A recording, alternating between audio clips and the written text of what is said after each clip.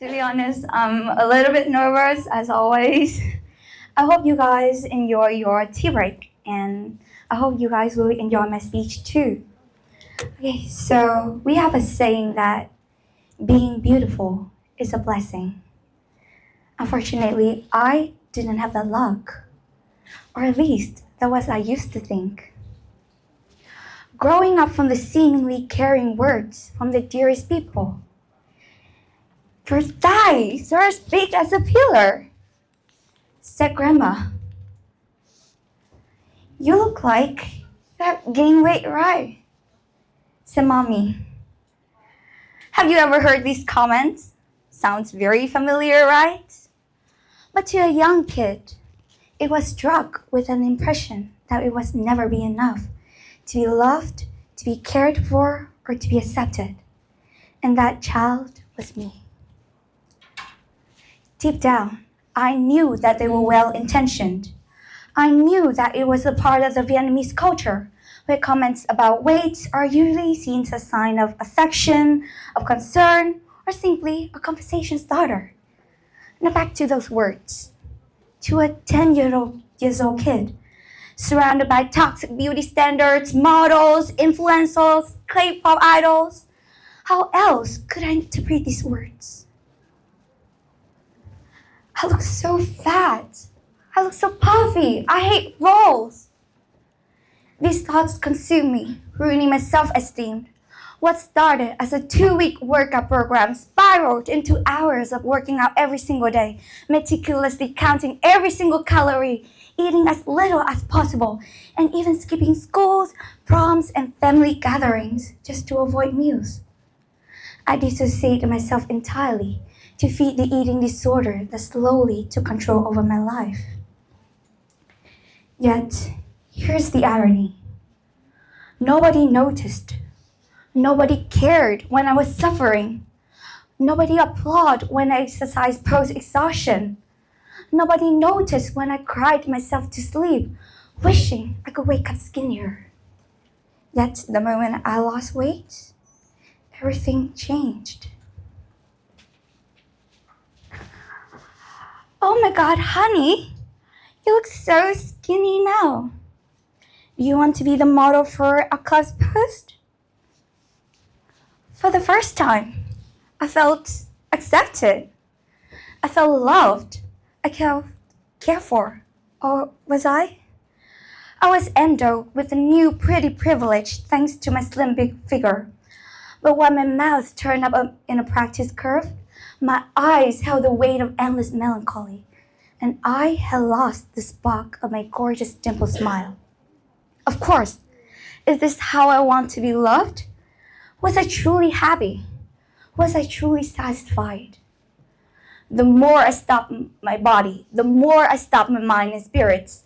My grades began to slip, and my thoughts were consumed by the numbers on the scales rather than the equations in the textbook. Friendships faded because I isolated myself from all events, fearing judgment or the temptation of food. Sleep became restless, haunted by the shame of eating even the smallest bite. And my reflection in the mirror became the constant enemy, and each day became the battle against myself. My work shrank, and with it, my confidence, my joy, and my sense of self. I wasn't just losing weight, I was losing me. On my 14th birthday, I invited no one. I sat alone, staring at the matcha cake that my parents had bought, gripping the fork like it was a weapon, terrified of what a single bite might even do to me. Across the room, I noticed a little girl, no older than 10, savoring her birthday cake with pure joy. She laughed between bites, her friends singing beside her, and the hands getting greasy from the homemade pizza that her mother had prepared. Of course, she didn't pause to calculate the calories, didn't flinch at the thought of gaining weight. She simply lived in that moment, happy, carefree, and whole. Oh, isn't just me a few years ago? This realization struck me with a force stronger than any hunger pangs that I had endured. That I wasn't pulling people closer, I was pushing myself away. I was dismantling the very little world that once filled with love, with care, and with happiness. I longed for my own innocent child. I wanted to taste happiness again. So for the first time in 4 years, I took a large bite and committed to the journey of self-love and recovery. I realized that people do not love me because I'm a size S, but because I am fun to be around. Not because I exercise every single day, but because they feel safe around me. Not because I have a thigh gap or a six-pack, but because I listen and I support them. Not because I skip meals, but because I am loyal and I'm trustworthy. Not because I walk 10,000 steps per day, but because they always have my back. And not because I count calories, but because they can count on me. My worth has never been in numbers. It has always been in me. I know that these words might sound a little bit heavy for you guys, but this is for anyone who is struggling with eating disorders, who are fighting this issue in the world where thinness is often idolized, where weight loss, even the harmful ones, are often applauded, and even eating disorders are dismissed. Seeing the support system was rare, I decided to create my own. My personal journey, shaped by harmful cultural messages about body weight and body image, became the foundation for my personal project, To the Bone.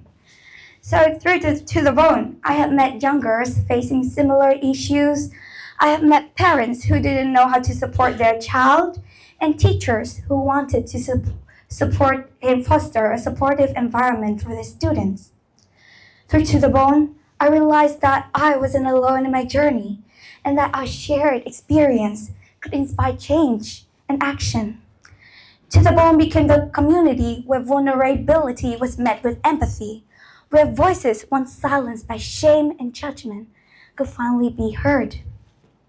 Now, I am more committed than ever to help people recognize their self-worth beyond their numbers on the scales, to challenge the norms that once define my sense of self, and to remind all of you guys that your self-worth is not determined by your appearance, but rather by who you are. But healing is not always linear, of course, but every single step counts, even the smallest one. Because if I had anyone telling me this a few years ago, maybe my journey would have been smoother, and maybe yours could be too. Because being beautiful is not a blessing or a burden. It's about how we choose to define it and how we choose to see the beauty in ourselves and those surrounding us. For such a long time, we have been told that beauty is something we have to earn by shrinking ourselves, by hiding our scars, or by fitting into a mold. But beauty was never meant to be a burden. It lives in our scars, our stories, our softness, our strengths, and ourselves. Our scars are what makes us human. They are the living proofs that we have endured, we have overgrown, and we have come through all the battles. Every invisible scars, every healed wounds shape us. And they are not imperfections to hide, they're stories to honor. When we choose to embrace our quirks, our differences, and even our insecurities, something magical happens. We free ourselves. We stop chasing for the validation and start reclaiming the joy in simply being. We reconnect with the child who once danced freely before worrying what they might look in front of others. We find beauty in not what we see in the mirror, but in the resilience we carry, the kindness we offer, and the authenticity we bring to the world. So today, I want to leave you with this message that your worth and your value has never been determined by approval, by perfection, or by appearance. It has been living with you all along. And when you choose to redefine beauty for yourself, not as a standard, but as a celebration for your own being, you give others the permission to do the same. Let's stop asking, am I beautiful enough? But start declaring, I am beautifully, unapologetically me. And that is the most powerful kind of beauty there is. I know this is not just my personal story, but it's the reflection of many girls and boys in the community, in the society that values appearance over substance. Let us rewrite the narrative together, because in the end, being beautiful is not a blessing, or a burden. It's a choice, and I choose me. Thank you.